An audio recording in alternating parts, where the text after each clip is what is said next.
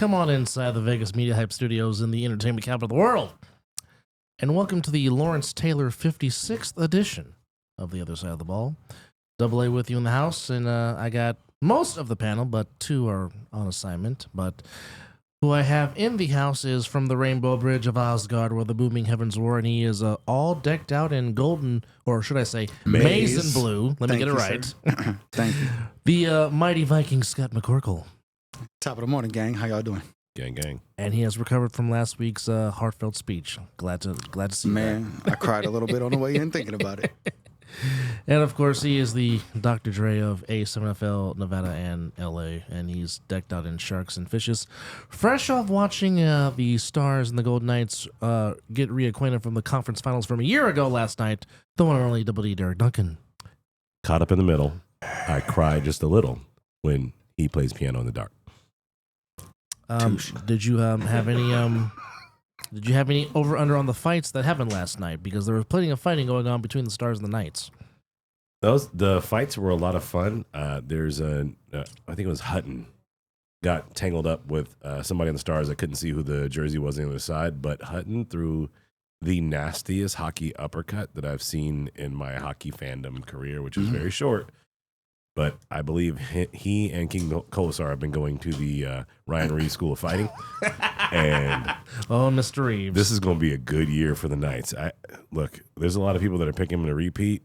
I didn't have them pick to repeat once I saw the goalie change out because I thought Rene Brossoit was a better goalie than Aiden Hill, but I'm wrong. It's happened before. It'll happen again. Well, I mean, Thompson played very, very well before the injury, and then Aiden Hill, eventually did what he did, but, Thompson's my guy, by the way. Right, yeah. Ride the hot goalie, and, things can happen. His name is Logan, therefore he is the Wolverine. Go Blue. He is. The adamantium is real. Anyhow, we do have some guests, but before we introduce our first guest, there is a soundbite that one former NFL quarterback that goes by the name of TB12 had something to say on his podcast. Speaking of Michigan. Yes. And the GOAT. Well, he may be a lot of people's goats, but he's not my goat, but that's another story for another day. But nonetheless, Mr. Brady. Belichick fell apart when he left. He's been that way even before Brady got there. Exactly. And we could do a whole show on that. But anyhow. And one day we should. We'll call it the Mizzle and Dub Show. Which, tune in tonight, we're doing our NBA preview special on the Mizzle and Dub Show. And where do you find that? On YouTube. On the Mizzle and Dub Show page. Mizzle and Dub on YouTube. Yes. At Mizzle and Dub. What time? After the show, actually. So I'm going to dash home and get on live with my good friend, Mr. Mizzle. And check us out. Anyhow, so Brady. To force him to promo himself. Yeah, he did not like that. He was uncomfortable. No. I was going to do that at the end of the show, but since he put me on the spot, I might as well. But anyhow, Tom Brady on his podcast with Jim Gray and soon-to-be Hall of Famer Larry Fitzgerald is talking about the physicality or lack thereof in his game, which, Kawan, if you have the There it is. So he says football is a physical sport. There's a physical element to all this. 20 years ago, maybe we wouldn't have a flag that affects the game in a big way. Now, he talks about that. But however, in our game, there is still the physicality, but there is not so much injuries per se in our league as opposed to the National Football League. Now, gentlemen, Scotty, you have played in this league. So you, better than anybody, can attest to what I'm saying. So please elaborate. So one of the things I think that A7 is definitely built on is sustainable violence. That's a good term. Sustainable violence, meaning that we get to go out and play with all that primal shit we need to get out throughout the rest of the week. And we still get to work on Monday. We get to showcase our talent to the next level, to our friends and family, to a college, to wherever it is you want to go with this. You get to showcase all your talent. You get to let out all your primal urges, and you get to show up to work on Monday. Like that, it's just a more safe with our specific rule set in A7. What it allows us to do is to focus more on technique, focus more on form, and rely less on using our head to like ram people and like really make a tackle. Yeah, you're not 160 pounds, 5'5", throwing your helmet at somebody's knee who's 6'2", 270 to tackle him. Exactly. You literally have to stand in front of this man and wrap around him. Now, we will elaborate more into this next week, but we do want to get to our first guest, who is a friend of the league, a friend of the show, and just an overall good guy. And he is the gentleman responsible for giving me my nickname back on championship weekend. He is from the Hula Bowl. He scouts. He does it all. It was a big help for Combine Weekend over in Bullhead City. Mr. Luis Ojeda, are you there, my good friend? How are you? I'm doing great. Can you hear me? We can hear you fine, sir. Welcome. Awesome. Thank you for the invitation. This is, I love the topic. I mean, I'm going to jump right in and tell you, it's like all of us that played college football or whatever. You get home for Thanksgiving and you're no longer playing, so you get a bunch of guys together every Thanksgiving and you play a good game of tackle football. Hopefully nobody gets hurt, and on you go. Well, now you have the A7FL that gives you a little better structure of that old Thanksgiving game. I mean, now you have referees and you have actual rules and you have actual competition, and you still have the big hits.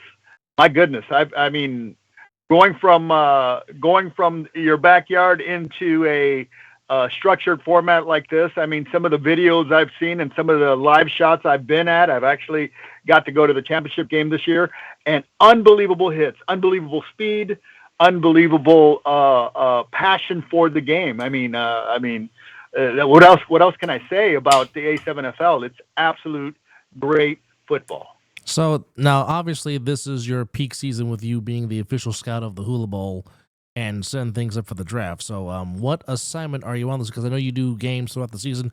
What games are you doing this particular week, or do they give you a week off? Actually, believe it or not, it's my wife's birthday this weekend, so I actually have it off. But otherwise, I don't. Okay. I just came from Ohio. I did the Ohio State Maryland game a couple weeks ago. I did the Washington-Oregon game this past weekend. Oh, you saw a tremendous game, my friend. Next weekend, Texas-Baylor. Oh, nice. So yeah, no, I'm actually the national scout. There's a bunch of scouts. I'm just one of the national guys that goes pretty much all over. I'll be doing Colorado, Washington State. I've done Colorado already against Oregon. The first loss for Colorado, and I'll end up at the Hula Bowl in first week in January, third week in January. I'll be at the East-West Shrine, and then the Senior Bowl the week after that, and I'll end up at the Combine and then the NFL Draft in Detroit. So that's my schedule pretty much in a nutshell. Oh, look, the draft's going to be at the site of the Super Bowl champion. That's wonderful. So are you going to go? Louis? No. Well, and you know what? Actually, I am Derek's taking me. Detroit's going to win the championship. I am Luis's analytics scout. Okay. So he has me down officially as his analyst. Derek come with me to the Pac-12 football media day in Vegas while we were in Bullhead City. I drove back the next day and invited my brother from Vegas, and we had a blast. And I turned him on to Travis Hunter a little bit. He already knew who he was, but I started talking about his accolades, and I think you were, and Shedeur Sanders, you got a picture with him too. We had a lot of fun there. I'm single-handedly responsible for destroying the Pac-12. The very first time I show up to their media day, the whole thing folds. But Luis, what is your official? That is a fact. What is your official title with the Hula Bowl? I am the National Scout and Assistant Director of Scouting for the Hula Bowl. That is wonderful. So, college kids who are looking to get seen and an opportunity to be invited to the NFL draft or to get drafted, play in this game. Correct.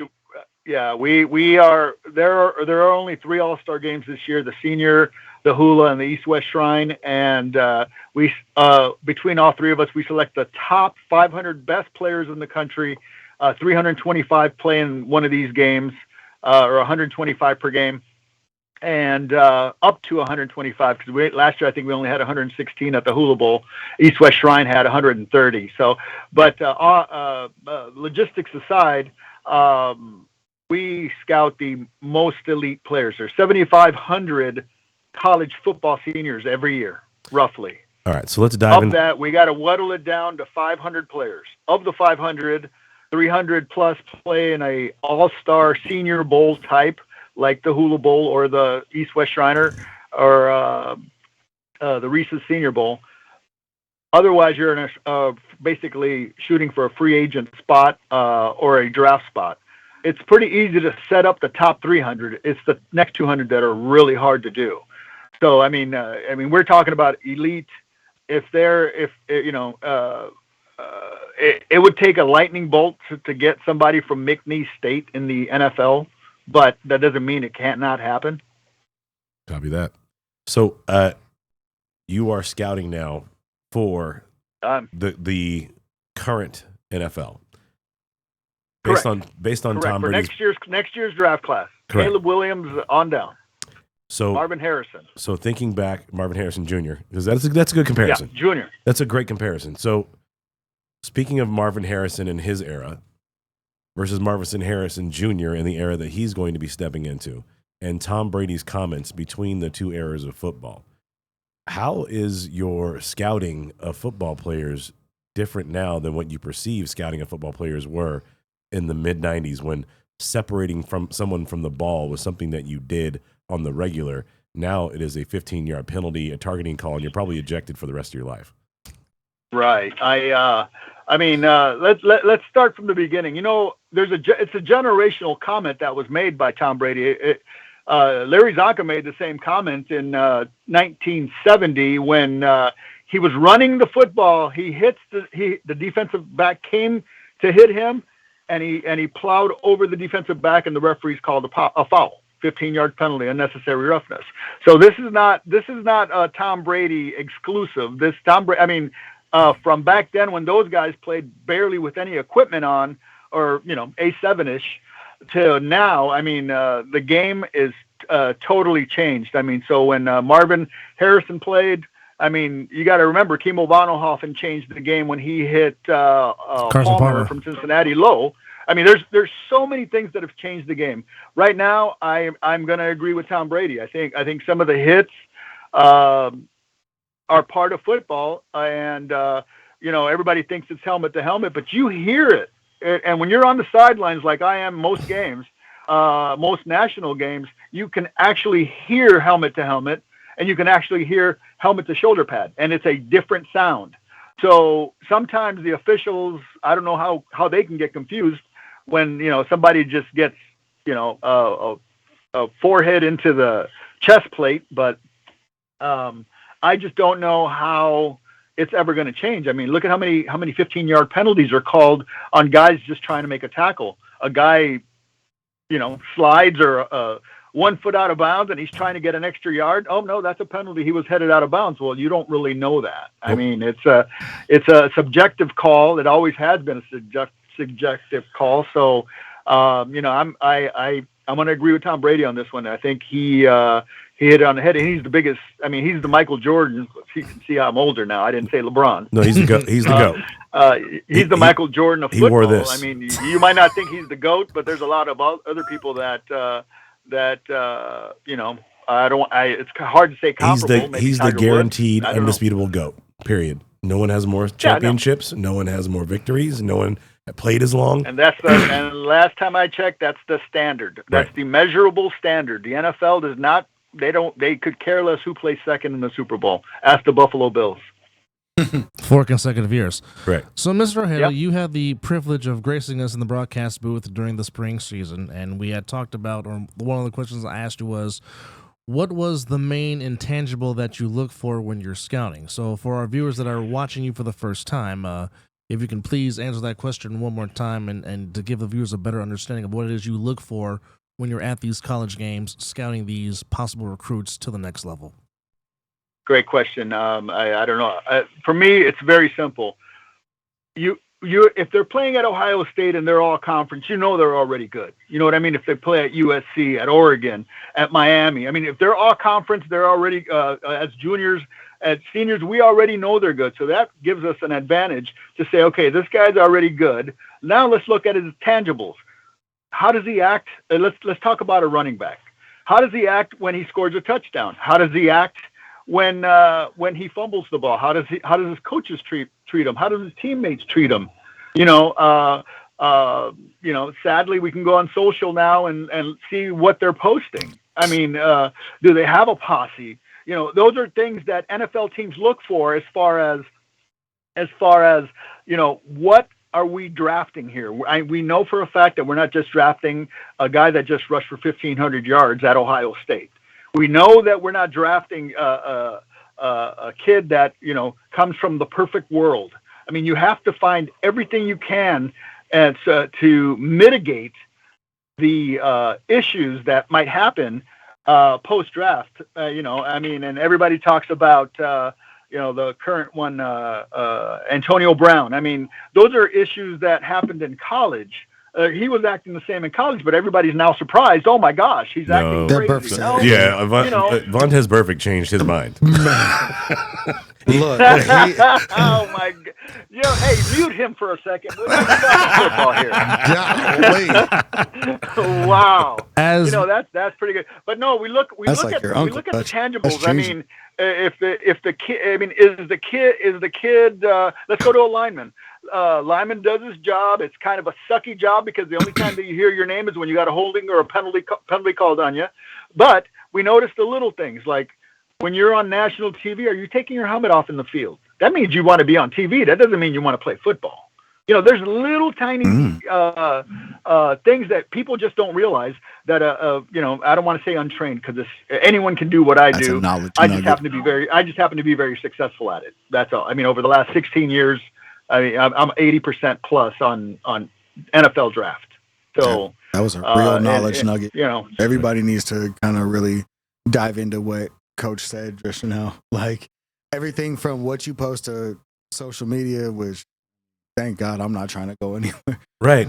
But no, everybody needs to really look into everything Coach just said and really take that to heart and see if you really want to make the sacrifices necessary to make it to that next level. I don't necessarily think that everybody is acknowledging that extra step it takes. And I'm not talking about the gym. I'm not talking about the extra running. Everybody's willing to do that. Are you willing to separate yourself from your best friend who happens to be in them streets doing all that shit? Are you willing to separate yourself from social media? Are you willing to separate yourself from that girlfriend, from that uncle, from whoever the fuck it may be distracting you, whatever Xbox, whatever it may be that could mess you over? Like, are you willing to take that extra step? And if not, don't waste these scouts' time. Boys. There's other people out here. There's other people out here that are talented and ready. Yeah, we'll find them. So it's sad that we have to go to this level, but our reputations are personally on the line. I mean, some of us don't last longer than 2 or 3 years because missing one of those steps and somebody calls you, let's say the Steelers calls me and say, what do you think about this guy? And you look at your big board and they're in the 4th or 5th round and say, well, he had a great Hula Bowl. He had a great week. You were there. You saw him. But, some of the tangibles that I have found it makes us almost private investigators, but it's not. It's just what are people willing to put themselves out there like. I mean, image of the NFL is always a hit or miss, but you get paid, you get compensated well to be looked at as a good guy. Look at Larry Fitzgerald. You guys brought him up earlier. The guy made millions of dollars. He was a great receiver, not the best receiver, but he was a great receiver, and he did the things that he needed to do because some of his personal stuff is not. I mean, it's not his, like you said, like an uncle or a brother or a cousin. Is not all roses, but he stayed away from it. He became a legend in Arizona, especially. I mean, if I was him, I'd open up a sports bar immediately right by the stadium. As much as we love it, we literally could do this all day with Mr. A, but we are up against it. But absolutely. certainly, and I got to get going as well. But no, I really appreciate and invite me on any time. I'm one of Derek's brothers, and I love that man dearly. I respect him for everything he's done and everything he's going through. So yeah, let me know, and I'll be glad to come on and talk other topics. I mean, he was there when I took pictures with all the starting quarterbacks of the senior quarterbacks of the Pac-12, and he saw the simple conversation that can be had. And to make long story short, hashtag panics for Heisman. Just saying. You're not wrong, Mr. Ojeda. We appreciate the time. Thank you, sir. It's good to talk to you, Luis. I'm a Pacific Northwest guy, so I gotta go. I gotta at least root for him. Rightfully so. I love it. So as our next guest gets ready to come on, and that was Mr. Luis Ojeda, official scout of the Hula Bowl. Great stuff, and a great contributor and a great friend to the A7FL. As our next guest gets ready to go, again, just some great stuff. Like Scott said, are you willing to sacrifice to get to that next level? That is what they look for if you're trying to achieve your dream. And here's one thing about A7, and this goes beyond football. This is in your life. This isn't about just A7 or your team or your individual stats. This is in your job, in your personal life, in your family. Are you willing to make those sacrifices to make it to the next step, to do the great thing? You have it. You got here, like, being able to make it this far. Like, sometimes you got to separate yourself from something that feels comfortable, that feels good, that comforts you. Sometimes you got to jump into the fire to really make something good out of yourself. Like, get that shit done. Well, with that said, we're going to segue into our next guest, who is joining Mr. Duncan as a division owner of two different regions. So we have, if he's ready, Mr. Joe Perez. Joe, are you there? Can you hear us?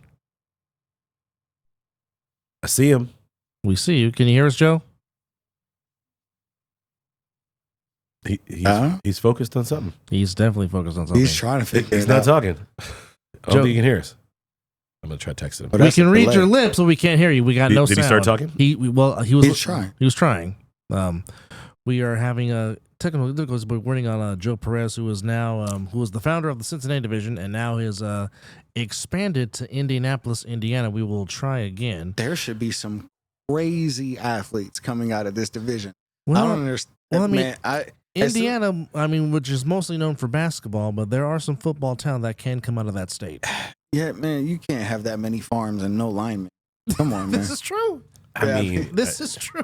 Notre Dame is on also now. in Indiana. That is true. So, That is true. They do turn out a couple decent football players. Which, thank you, Notre Dame, for trashing USC. That's greatly appreciated. 3 cheers for old Notre Dame.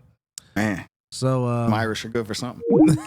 Oh, I just heard a Skype crash. So we're gonna try with Mr. Perez again in a few minutes, but we just want to take this time to if you want to see why this league is trending. We just came off a tremendous championship game, as our next guest is going to be brought in while we try to Mr. Perez the second time. But if you understand why this league is trending, if you understand why Mike Tomlin said give this league 5 minutes, there's many outlets that you can go to watch this game. You can go to Caffeine TV, A7FL.TV, the A7FL TV page on YouTube, and of course locally here in Vegas on live on Fox 5.2, to where you can watch games from the past seasons. Of course, we always talk about the championship game between the Insomniacs and the Nightcrawlers, which is one of the best football games you would ever want to see. The anticipation, the back and forth, the drama just goes without saying. But again, the outlet you can go to, and we almost forgot, globally and overseas on DAZN. You can also watch A7FL football. So, with that said, joining us on the panel is a very talented individual that can really throw the football, and he can throw it very well deep. Of course, he is number 14 on the Las Vegas Force, and he's a very tall man. Mr. Fox is in the building. How are you, sir? I'm good, my man. How about yourself? I'm wonderful. So, you can confirm this or deny this, but Ooh, going right in. Oh shit! I am going right Go ahead and spit on it first, bro. Here No you warm go. up. No warm up. All right. So, are you participating in the fall or not? Yeah, man. I'm gonna be playing in the fall for sure. Okay. Are you Wonderful. Thank God. All right. Thank So with God. that I said, can't which see it. team will you be suiting up for this fall season? More than likely, I'll be playing with the Alliance Oh yeah, okay. for sure. Yeah. Shout out to Coach Thomas, which again he was a guest last week, and we appreciate him for coming on. So, what made you decide on the Alliance?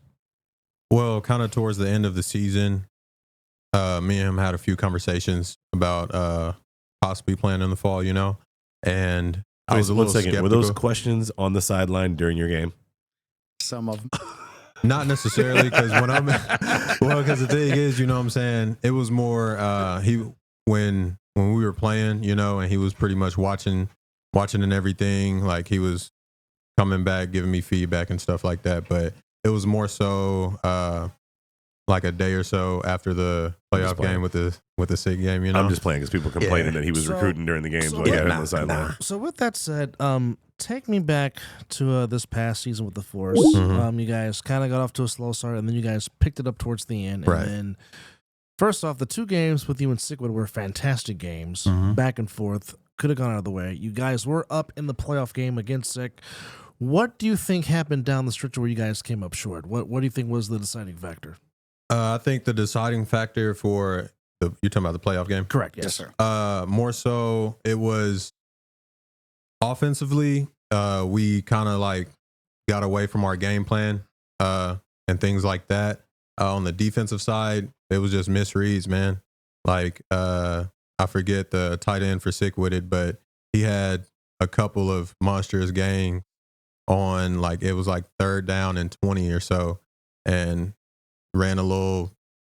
I think it was a drag route on one of them, and then the other one was a 10 and out where he turned it into, I think, 30, 35 yards on each one, things like that, and drop passes, man. That was pretty much was a deciding factor in that in the Sick-Witted playoff game for sure. Panel, the floor is yours. So we had a really good time watching your game. Oh yeah, it was very exciting. It felt, when I tell you, man, even though we took that L, that was probably the most fun I had playing football under the lights like that, probably since high school. It bro. was certainly fun calling in the booth It for was, sure. Man. It was exhilarating for sure.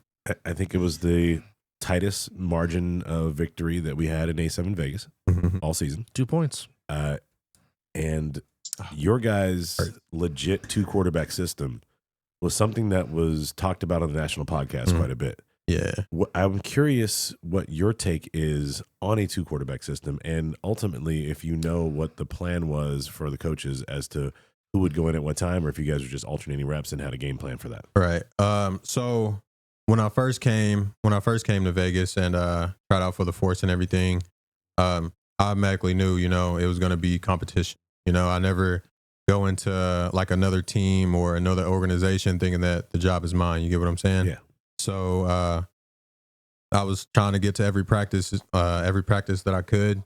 And then towards, like, when we got more close to the season and everything like that, I was like, all right, I'm still kind of learning the playbook, learning the route tree and everything like that. So I'm be a sponge per se, be a sponge, soak up as much as I can.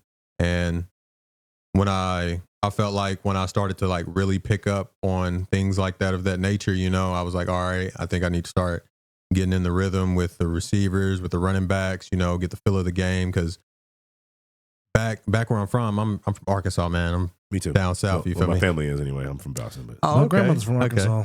Yeah, so all black folks from Arkansas. yeah, so like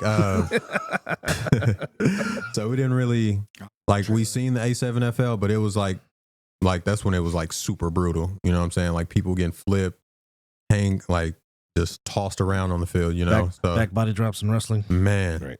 So when I came out here, you know, it was different, but it was a lot more fun. So I think, I don't know if everyone's seen it, but I think during the first Sick With It game per se, I don't know if y'all like knew what was going on, but I was going out there, you know, to be a receiver on a trick play. And when I went out there to talk to him, you know what I'm saying? Like he kind of like threw the ball at my feet, you know, and it rubbed me away, like rubbed me in a certain way because, you know what I'm saying, I didn't get that vibe at first, you feel me?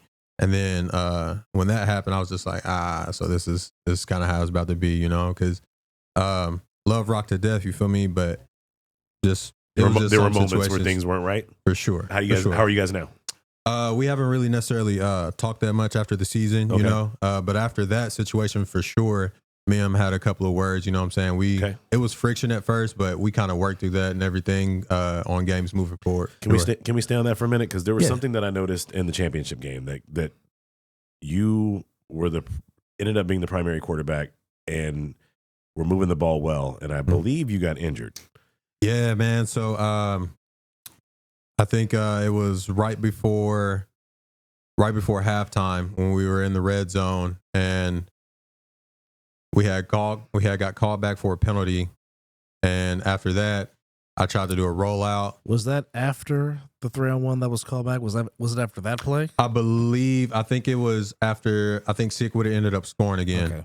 So when we had got the ball back after that, and we were trying to run 2 minute, we got down. That's when Jaleel was on a tear at that moment, and That's a big man.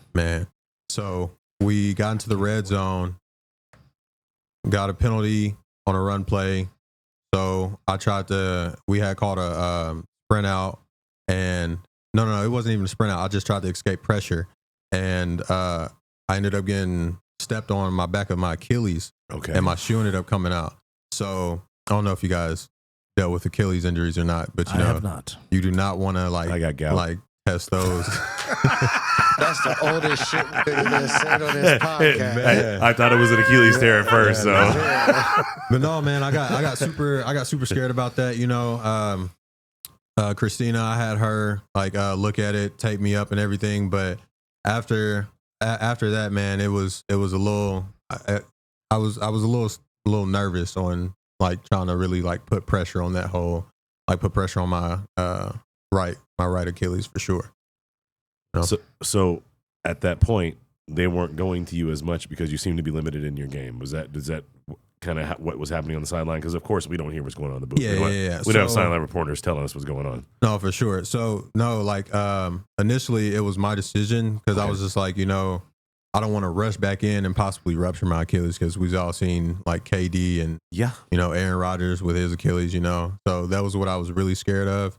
But we got it wrapped, you know. I started putting pressure, was able to move around. I wasn't quite mobile, like my cuts wasn't like they should have been.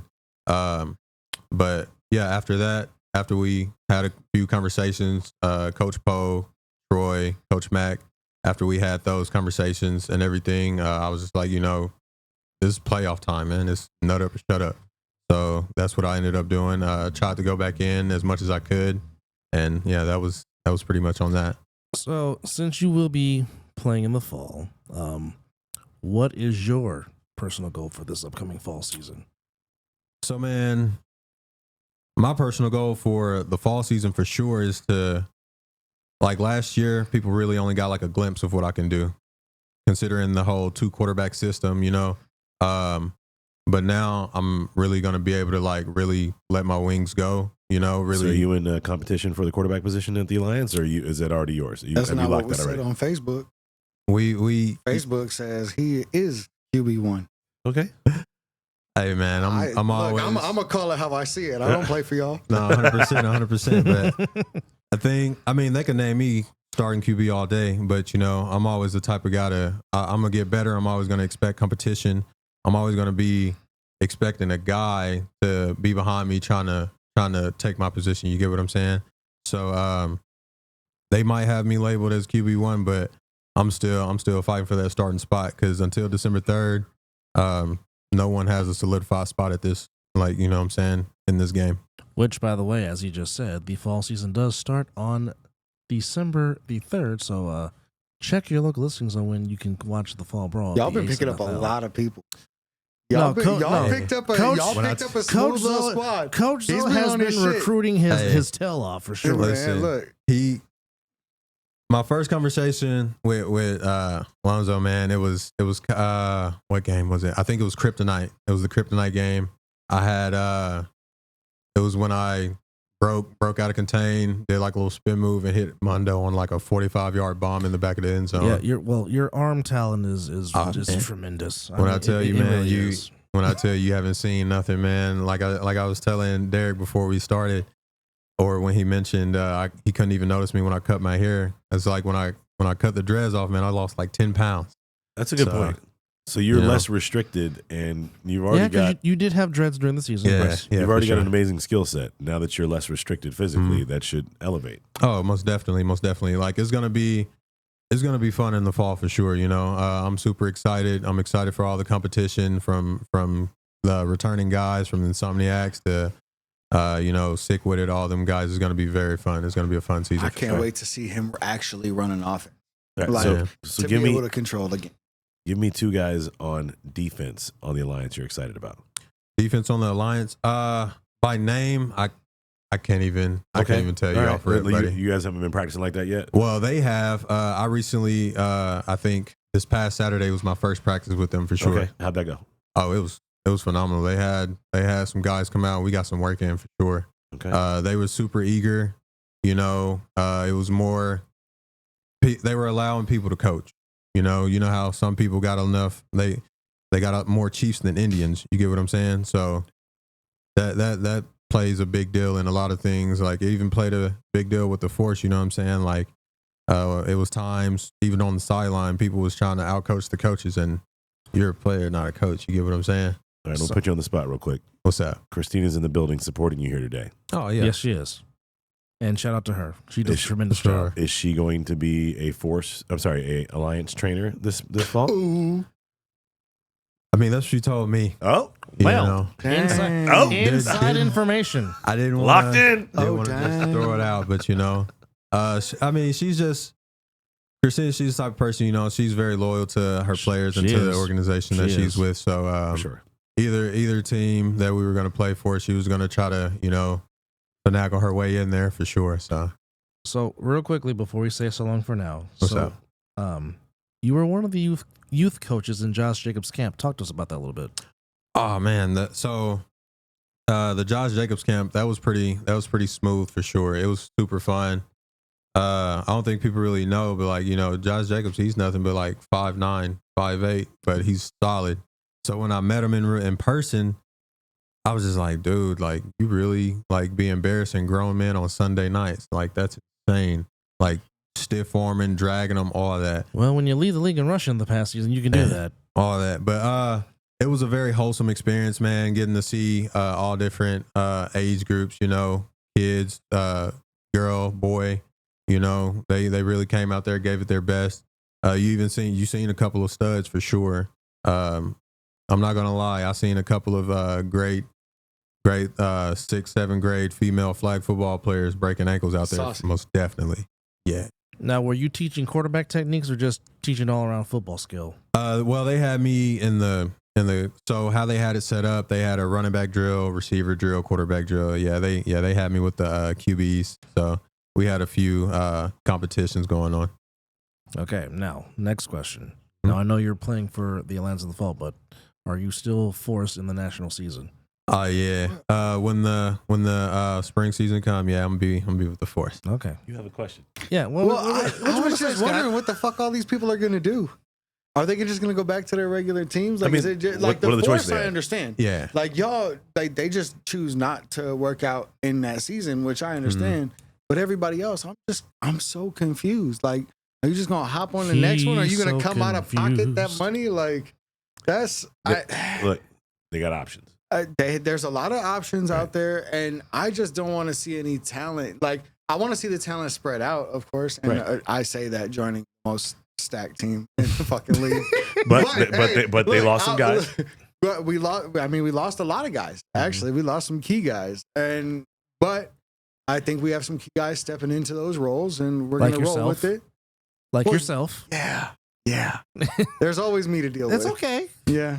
But And- then again, like, and to be completely honest, I said this shit on Facebook the other day. With the level of talent we have coming in here, I'll be happy to be a top 5 candidate for DN. Like, I don't think you guys understand the level of talent and the type of athlete that A7 is attracting. Yes, this is the league that your plumber, barber, and your cable installation guy can go to. But this is also a league where guys that play D1 ball are coming to save themselves from D1. They're going to save themselves from semi-pro to really show out for pro talent or for pro scouts like Mr. Ojeda that we just had on. Why go play semi-pro? A7's better. Where you won't get Already seen, it's right? better. We're getting 300,000 views on caffeine for our championship games. That's our first year. Not to mention all the magic this man to my right has been doing with all the different Fox wait till you guys hear what this man has been working on. You guys are going to be playing for millions of fucking people. And it's at the same time it's your barbers and it's your plumbers and it's your TV guys and it's your stay-at-home dads, but also it's guys like this man who are coming from real college football. And we're going to get to see who's really about the shit they talk about at the mall, in front of their bitch, in front of their kids, in front of all that shit. You're going to get exposed or you're going to really fucking show out. What are you going to do? Sign up. December 3rd is the date to really come out and show if you're really about the bullshit or if you really want to get your ass rocked. Ladies and Point gentlemen, blank, period. that was Passion from the Rainbow Bridge of Asgard. We're up against it, but he'll be playing for the Alliance in the fall. But once the national season starts, he'll be putting on that red, white, blue, and silver of the Las Vegas Force. Special thanks to quarterback Deon Foxx. Appreciate the time, brother. Appreciate you. Appreciate you. Y'all have a good one, my man. Much love, brother. Thanks for Much coming love. on, D. That's a big ass hand. That shit just I swallowed know, right? my shit. Jesus And Christ. I got big hands. I got baby Whopper hands. That shit just swallowed my shit. All right, you got Well, God the damn. football is in the backpack, and I forgot to bring it up because the way he grips the Jesus football, Christ. just Yeah. sheesh. Anyhow, well, do you want to play? Do you want to sign up? Do you want to be a player in this league? Well, you can go to a7fl.west.com or a7fl.com for the fall season. Now, again, A7FLWest.com. I'm sorry, not sorry. A7FL.West. well, you know, I got to We cross might- my T's and dot my I's. We might buy that domain name just to have it now that you said it, but it's A7FL Why not? Why not? All for promotion. But anyhow, if you want to play for this upcoming fall season, which you still have time, fall season does not start until December 3rd. Sag season, fellow Sagittarius. What's up? Anyhow, if you want to play, register now. You'll come in as a free agent, and then you will go to your respective teams, and you too get to show off your skills and hear what Scotty just said. Hey, can I chop in real quick? Go ahead. So I shortchanged the fuck out of us. Coach, you realize you coached in front of 1.1 million people just on caffeine? It was just sent to us from our media guy. 1.1 million people watched that game. What semi-pro team is going to do that? 0. I don't know. I don't pay attention to my bro. Yeah. Hey, well, exactly. They know. Anyhow. you're like the rest of the country. It's over with. Anyhow, that familiar voice that you hear is the head coach of the national champions, the Las Vegas Insomniac, and a fellow member of the 49er Faithful, Coach JB, James Bourgoing. How are you, Coach? Welcome I'm back. feeling good, Dub. Let me add on in a future full podcast guest panelist sometime down the road when he's ready.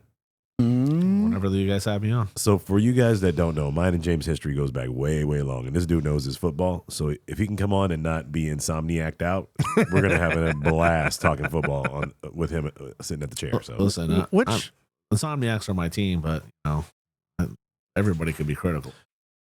by the way, 702-608-3259 if you want to call in and chime in with this I know panel y'all right got here. something to say. do we have Joe yet? About Scotty's small hands. Hey, look, it makes my pee look bigger. But at least he can catch a football. He's Yeah, actually sometimes. well. You I took, caught a pick. you took a pick six back and did some. We're not going to talk about the touchdown dance, but you still took a pick six back, and they can't take that away from you. Dance is a stretch. Oh, by the way, I stole a phrase from a broadcaster that dropped it like 3 weeks ago, and they've not used it since. So now it's mine. Okay. So when we have a thick boy touchdown, it's thick boy season. Mm-hmm. It's gonna be a thick six. Oh boy, a thick six. put that on a shirt right now.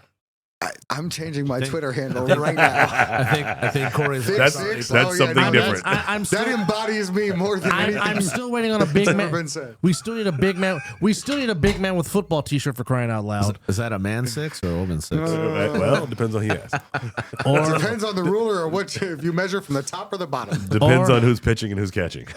or Bionic Six. Anyhow, Coach, thank you again for coming on. So, how has the preparation for fall been for you guys? And I know some members on your team have said that you have got some surprises for this upcoming season. So I'm not asking you to give it away, but just how has the preparation been for the fall season? It's just trying to get everything finished from last season together going into the following season. It's been tough. We got a lot of guys, they play flag, it's hard to get a hold. But am I cutting in and out or is it? You did that one time. I think. Sorry you about did that. Everything's good. We got thanks to Derek, got the rings ordered. They're in production now. So they'll be done by hopefully beginning of November. So you've added this gentleman to your right, onto your squad. So tell me just what kind of a dynamic will the Rainbow Bridge of Asgard bring to your team for the fall and for the spring season? Well, I'm Derek knows me from 20, 30 years. I'm old school. I believe the trenches is where you win the battle. Especially on the D line, pressure bust pipes. And, if you can have a constant rotation of beasts, killing the quarterback. No offense to Deon. He understood that when he played us. I mean, he was getting harassed the whole game. 30-7. And I add an element of someone like Scotty, only makes the team better. We can also put some other people in some different positions and try them out there. Are you going to spend any time with Scotty at his natural position? Doggy style? Slot receiver. Oh, slot receiver? Yeah, doggy style. You know what? I'm not mad at either answer, to be completely honest. Well, Scotty knows, coming to the team, it's not about, what's best for the team. Understood. If Scotty knows that he's a beast on D line, Scotty's going to give me 120% on the D line. Right. Obviously there'll be some games where, we're going to have fun, put people in their positions, stuff like that. And, I love new positions. Right. but I don't doubt that. Reverse cowgirl. we I haven't tried it, but whatever. we had a large roster. We picked up a large roster last season because we didn't know if everybody was going to show up, and every game everybody showed up. So, Right. I mean, we had a few people that didn't. I mean, we had some injuries throughout the season where we lost some people. Obviously, elephant in the room. Everybody's talking about Trey and Tone. Good luck to them with the Outlaws. But they have their own stuff that they want to accomplish in their A7 career, which more power to them. Right. We just have our own agenda that we want. We want to repeat. For spring. Obviously, we want to go through the fall and go undefeated there and win that championship also. So you're putting the same amount of energy into fall that you had in the spring. So we can expect a strong Insomniacs roster to potentially try to run the table. We'll have a 35-man roster. Okay. We'll have some, different people doing different things. I mean, you'll see a lot more Danye. He At ended receiver? I see him everywhere. Okay. Never know. All right. Stone, one of the better receivers in flag. He was on the kick coverage, got some playing time on, wide receiver and defense. He didn't get to show his full potential. Right. He'll be able to do that. What about Joey? Joey got put in a position for us last season. He did really well at receiver, but that's not his natural position. So, now we're going to put him in at running back, which is natural position. Plus, we have, Tay is free. He is free. And then and I was looking for contact. I heard he cost $1,000. He's just There was no free Tay. It was $1,000 tag. trying to play in a different position. RTC is like You guys don't far understand, better like- at DN than I have ever.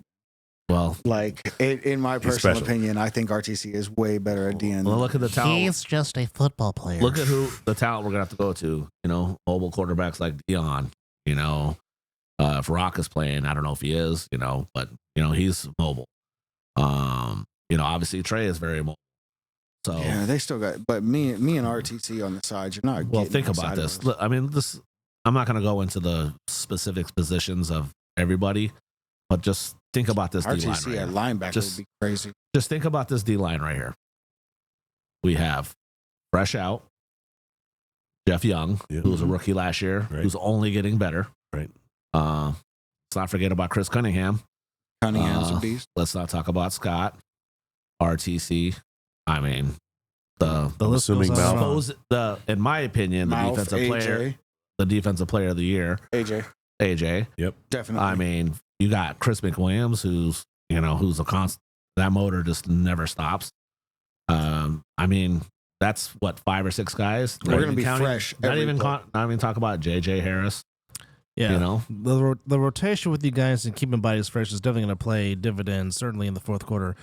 If you guys were to get to the fourth quarter, because you guys normally have a chance. No, now against- look. I think now one thing I will say about this fall brawl, the talent is a little more spread out. Okay. Now I don't think they are ready for what we're bringing to the table.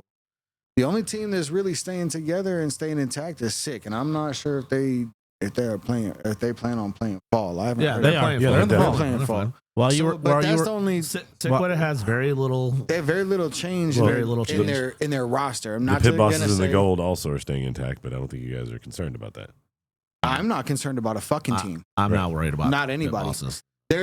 Unless they have, to be completely honest, unless they have Bagway and Logo together, I don't think they are ready for what we have at all. Those two, and if those two don't play on the same team and are on the same page at the same time, they're not ready for it. Right. But I mean, I'll give them their flowers. Sickwood is a top 10 team Yes. in the league in the country. Of course. But also, I haven't played any, so I'm Outlaws. angry. They're gonna Yeah, be they're bringing good. some stuff. They're going to be good. yeah, passion is just waiting obviously, to come out of you. That's fine. Deon a Right. lot of things ready to bust Deon out just of told me. you he's playing quarterback for the Alliance. You know what I mean? So Cool. they're obviously the guy is a recruiter. I mean, he spent most of the season on the sideline recruiting everybody, so he should have a pretty good team. Right. And then what else? There's another team. Alienators have a little Alienators. roster. And The Govs. it's cool. and the It's gonna be Govs- good for. and the It's gonna Govs be good combined for with football. the Yeah, Alliance. So Right. I mean, that just think about their. that's depth gonna be a that they're good gonna little have. team. That's Are they going to gonna be a beat us? great roster. You think it's gonna beat us? I don't think anybody. Okay. So I Sound- mean, sounds that's like the Munchie. only biased opinion I'm going to give you right now. I just don't think anybody can beat us. You can be biased. You're representing the Insomniacs now. You're not a panelist, Okay, right? No, you were no on one's here as a beating- guest. no one's beating us. There you go. While he says that, Now, great games. Yes. I So- think the games are going to be way better in the So- fall than they were during the spring. Well, the right. thing about it is, me and Mark have been rivals for years. And Bagway or no, or Mark Gray. Gray, right? And in the beginning, he had the best of me, and on I was never an A quarterback. I was a B and C quarterback, and Mark transitioned to being an A quarterback in flag, so we didn't get too much into battles. But in the early season, early we had some good battles, and then just in general, he's a Cowboy fan, I'm a Niner fan, just natural rivalries. So you guys but are besties. He's a great guy. I love Mark. He's a great guy. so Coach JB is going to be with us for the rest of the show. We're going to try Joe Perez again for A7FL Cincinnati and now Indianapolis. Mr. Perez, are you there? Guys, can you hear me? Oh Yes. my Oh, God! all right. JoJo finally in the house. What's going on?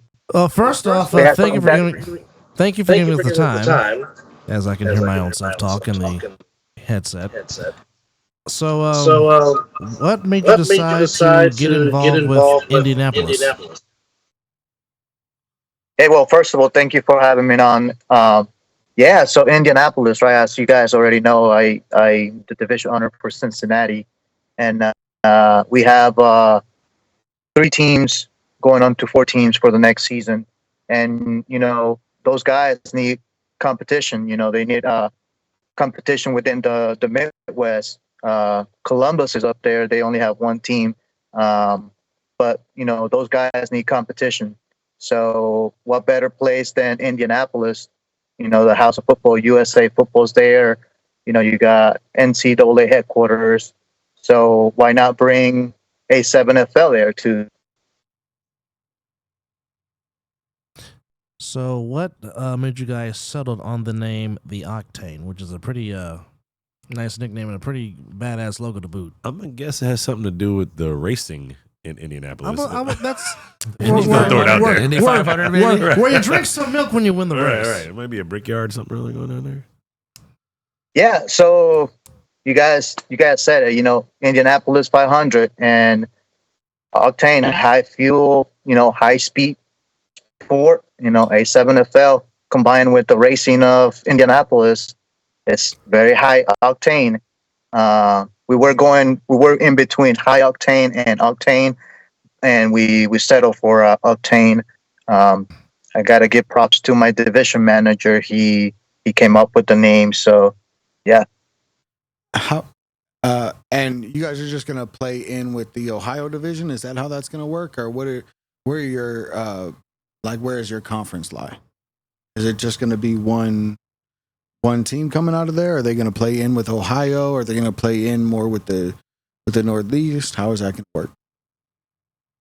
So ideally, we're going to have 4 teams. My guess is for the first season, we'll have our first team, and on their first home game, we'll have a whole bunch of people wanting to sign up, and then that's how it happened for Cincinnati. We had 2 teams, and on the first home game, a bunch of people wanted to sign up, and that's how we came up with the third team. So it's just word of mouth, and once we get that first team going and start having some home games and start winning some games, people will actually get hyped up and want to join A7FL. It's very new, obviously, in the Midwest. So it's us in Cincinnati, Columbus last season, and then pushing it towards the Indianapolis area. Hopefully, we get some good players to be able to compete at the national level. So, Joe, how did you originally get involved with A7? Yeah, so I was just browsing Start Engine, and I basically went and did a search for sports, and A7FL came up. So I looked at their pitch, did some research, did my due diligence, and then I reached out via the website. And a few days later, Shanner sent me an email, and we got on a call. And it was actually, I was 3 days before the deadline, so I actually had to move fast. And I had several options on a division, but I decided for Cincinnati because I have a very good friend up there that was going to be able to manage the division for me, because I'm active duty military, so I don't have a house. I don't have a home, so I move a lot. Thank you for your service, by the way. I appreciate it.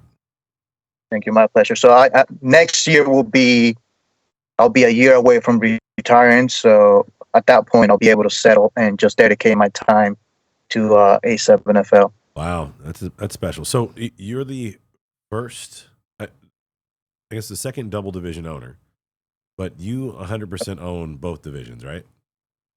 Correct. All right, so you're the first 100% double division owner. How does that make you feel? Broke. Know that feeling.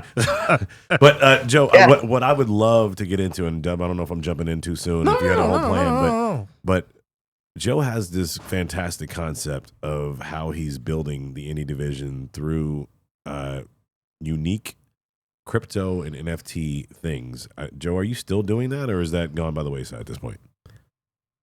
No, so we're right now in the community building stages. I don't know if you guys are familiar with the crypto Web3 world, but right now it's very slow. So we decided to slow down on our development of the program of the project, and decided just to first build a community. It takes time. The way we want to do it is basically we want to provide fans a way to be owners as well. So by the way of buying an NFT. So they'll buy the NFT and they'll be able to make decisions, just like Derek and I do about uniforms, about fields, player of the game, player of the month. Those decisions that, the fans don't get to see while they're still spending the money to go to the games and buying the merchandise and stuff like that. So, I'm gonna be able to give the fans the ability to participate in some of those video calls that I'll have within my division with the players, coaches, etc. So, what I'm hearing is it sounds like what you have going on in Indy is a mashup between fan control football and A7FL.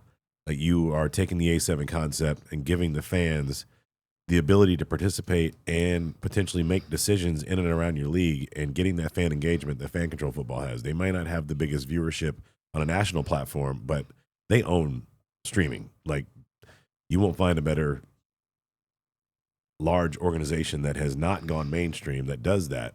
And I'm super happy to know that that's part of what you have planned, because I want some of that action. I want to understand how to do that, because I need to get some income coming in from this football thing. I always joke with people that lighting's how I make my money and football is how I spend it. I would like for football to actually make some money. That would be great. Hopefully the meeting we had comes to fruition. Yeah, we got a conference call coming up, I think, Friday. Now, Joe, this Yeah. is... So, Go ahead.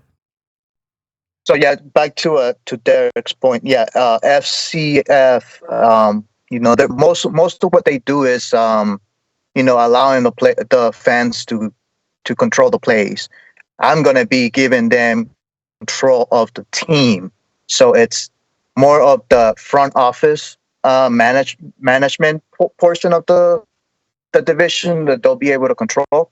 Not necessarily calling plays. So we're more into an actual ownership of a team and not just, I'm a fan and I get to play a call the plays. Okay, so with that being said, I mean that does sound pretty fucking dope. It's like playing Madden in real life.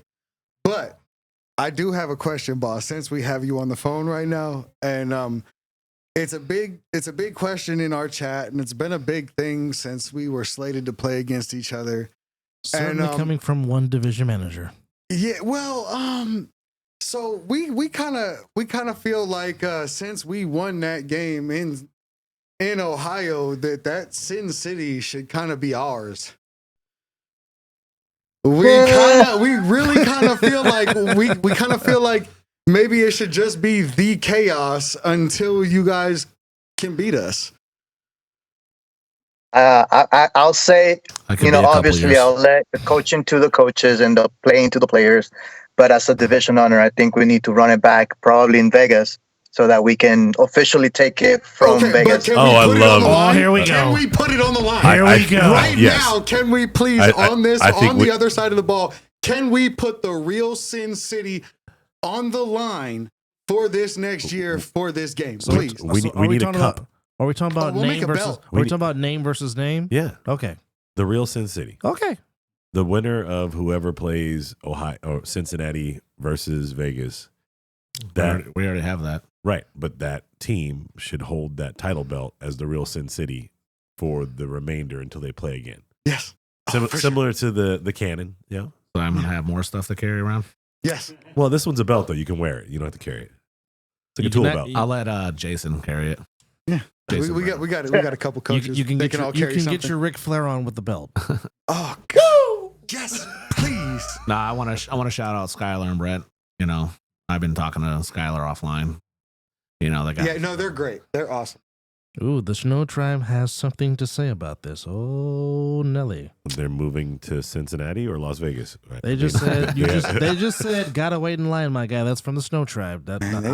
Don't quote me. I'm just reading what they say in the comments. All respect to the East Coast, but they got to make it to the final before they can say that. Oh boy. Damn. Oh man, Come on now. Passion. I mean, if they get a Huff on that team, that's going to be very. It will be a problem. Yeah. It will be a problem. I'm getting the winded up sign. Look, they're all good. I'm getting the wind up sign for the producer. So, Joe, I know you might have some promoing you wanted to do. Can you tell us what's going on with you before we have to let you go? no, not much really. I mean, we got the Indianapolis Octanes tryouts coming this weekend. We're expecting to have some good turnout. What is the date, time, and just location? excited. What is that date, time, and Say again? location? What is that date, time, and location for your tryout? It's October 21st from 12 to 3 at the Indy Prime. I don't have the address, but That's good Indy enough. Prime. It's all over social. If you guys want to follow us on Facebook and as A7FL Indy, Instagram A7FL Indianapolis, as well as A7FL Cincinnati for Facebook and Instagram. Well, all right. Joe Perez, owner. He owns it all of the Cincinnati Indianapolis division, with the Octane coming to us in the upcoming spring season, our 10th season. Mr. Perez, we appreciate the time. Thank you. Thank you, guys. Thank you for having me. Thank you, Coach. Thank you, Joe. Congratulations on Talk to you Friday. new division. Absolutely. Bye. Thank you, guys. Talk to you Friday. All right. So, as you can see, we are joined by the undisputed heavyweight champion of the world. Undisputed, undefeated Yes. heavyweight champion of the world. Facts well spoken. Yeah. So, Coach JB, just what is it you want to tell the world that they don't know about what's upcoming for the fall from the Insomniacs? Yeah, pull an Eminem. Tell them Pull an something Eminem. they don't know about me. Oh. I mean, you guys already know that we got Scott, but we also got some other key guys that we brought on that are real good teammates. We have another guy that nobody knows about. So not like, he's secret, just he's not known by the flag community and stuff like that. So we also have, a lot of our team coming back. Some guys are taking a fall off, or just not going to play as much.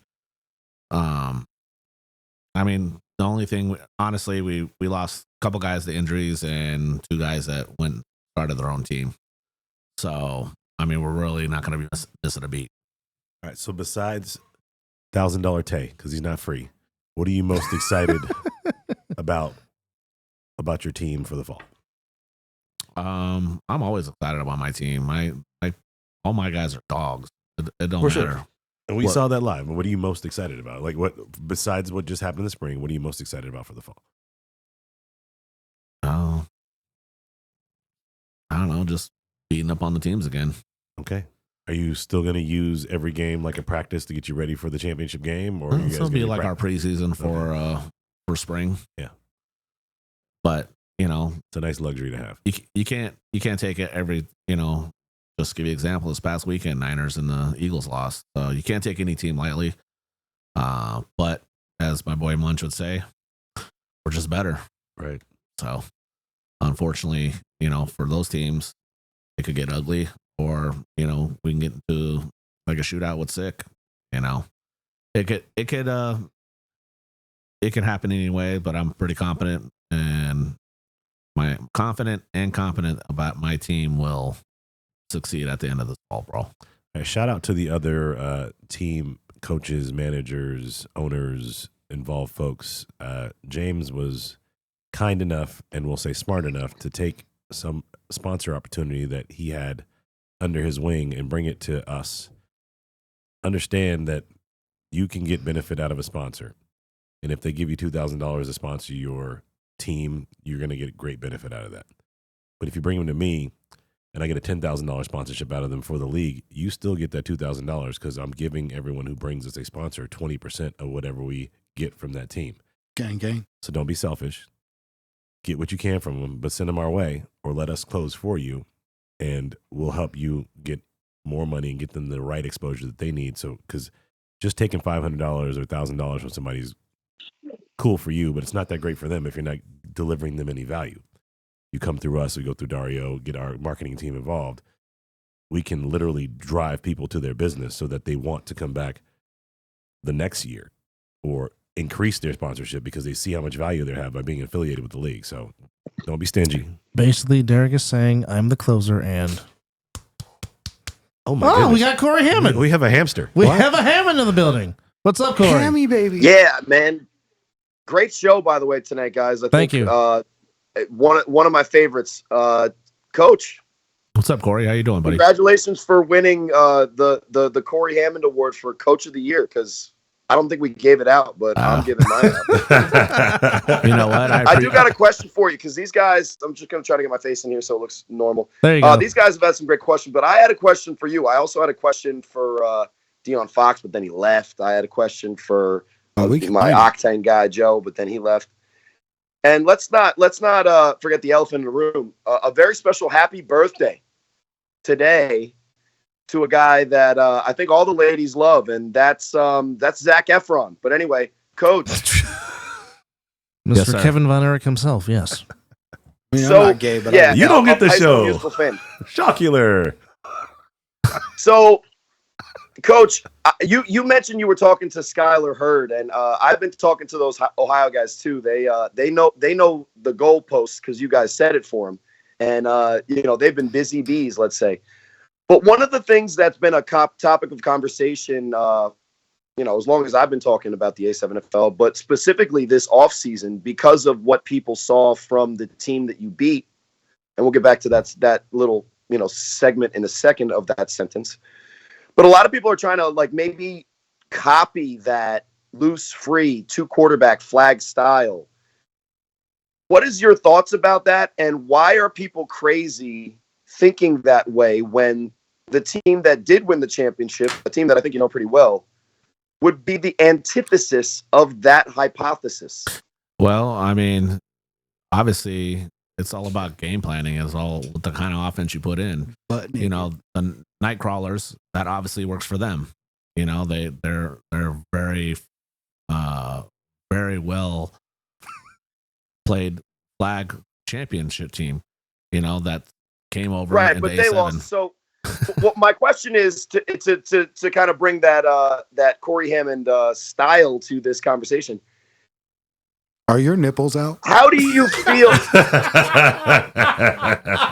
How do you feel to just move forward? How do you feel about the conversation that teams are? We talk about a league being a copycat league because football is a copycat sport. Yes, it is.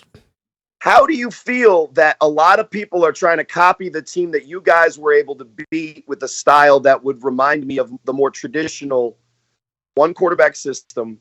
Run the football, play great defense, don't turn the ball over, and you end up with a really big gold trophy at the end of it.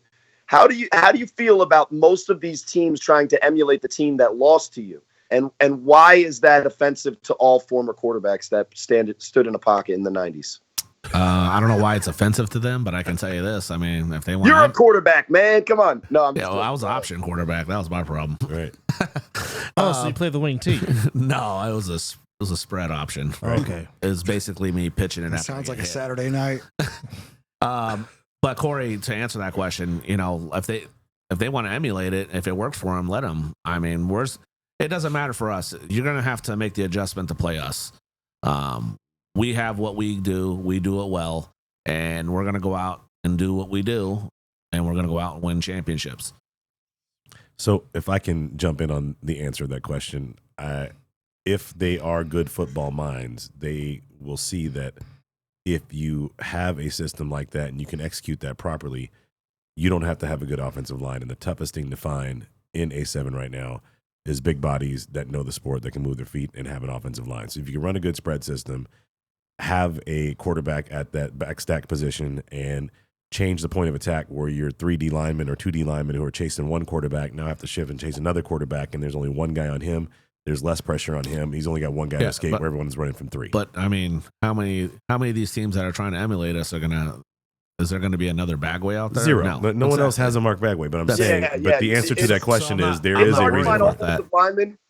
I think it's a little bit harder to find a Mark Bagway and a Logo Davis. Just ask Mike Tice when I was super excited next to him. One of the rare times you were speechless, by the way. Yeah, I'm still getting crap. I mean, Corey, in conference calls and when the higher ups talk. I was playing a character, by the way. Now, the other question that I wanted to ask, and the reason that I called originally, is because you guys had Deon Foxx on, one of probably the most interesting players in your guys' division, in my opinion. Another interesting player, and just so this is on the record, $1,000 Tay, boom, nickname done. No more bowling ball, 1K Tay. 1K Tay. I love it. Tay Anyway, 1K. So I wanted to ask Deon, because the thing is that you can see the supreme talent that he has. And talent almost becomes a dirty word when the job of a quarterback is consistency and, more than just get 6 highlights a game. Manage the game and win the game. Ask the Rookie of the Year, Scott Hamilton. I was going to ask him where he would rank himself in the Vegas quarterback hierarchy. Yeah. So since he's not here, he is here. Hey, He's still in studio. Hold on. He was going to leave, then he heard that you had your shirt off, so he stayed. Oh yes, he's here still. Right, because you're shirtless. Now ask the question, but we're up against it. But ask the question real quick. We're up against it. Just the short portion of it, not the whole thing. Fox, respect the game. You're a baller. Love to see the highlights. Appreciate it. You weren't the only starter. And maybe the reason, based on just deduction, that Rock Briscoe's more experienced is that Rock is a better game manager and you're the better talent. Whatever, we'll find out. And I'm glad you're playing on your own with the Alliance, and check out the Vegas Fall Brawl coming December 1st. 3rd. But where would you rank yourself in the hierarchy of the Vegas quarterbacks? I mean, regardless, I'm going to rank myself number 1, but you know what I'm saying? Due to the, circumstances of people ain't really been able to see me play, I'll probably go top 3 for sure. Okay, so the top 3, including you, would, in my opinion, be Scott Hamilton, Jeremy Geary, and we can go back and forth with the other guys, and then you. Okay, and then I love the confidence, because I think that if you were able to consistently do the high end things that we saw last year, you might have a claim for that. What are the things that you are working on, and what is the most important part of your game you need to improve to get at that number 1 spot? Well, I'm always working on accuracy, but more so it'll be like repetition with teammates, and getting the rhythm down with my receivers, running backs, things like that. And that's an interesting way to answer that, and it's a great way to answer it, because honestly, the more on time you are with your receivers, the more you can do those things that aren't ad lib. So let me ask you this: last question, we Corey. found out. We got 3 minutes left in the show, Corey. All right, this is a great one though, because he set himself up, so this is great. Fox, you're my man. But anyway, ask the guy to your left, I believe, about a running back that played for the Force, played in the fall, and then switched teams. If your main goal is working with the receivers to get better timing, and the guys that you're going to be working with are guys on the Alliance, what's keeping you from taking that momentum and bringing that into the spring, albeit with a new team? Because again, the Force aren't in the fall. That's a great question. Well, like I said, man, it really just goes back to getting good repetition, with the guys. Whoever decides to go to the Force in the spring, it'll kind of be a bigger advantage. But it'll just really I'm gonna be as accurate as I can each play, each rep. But as far as like having that, rhythm and that touch with the other guys, that's just a time and tell type thing, What Fox just said was, you guys are looking at him like he might jump ship, but what you don't understand is he's going to the Alliance and recruiting all their skill players and bringing them back to the Force. That's what's really going on. Hey, I'm on the Alliance. According to that website, I'm on the Alliance, so I'll be the 3rd string quarterback. I'll be emergency. Call me. I like coming. Send me a plane ticket if somebody gets hurt. Thank you, Corey. Love you, buddy.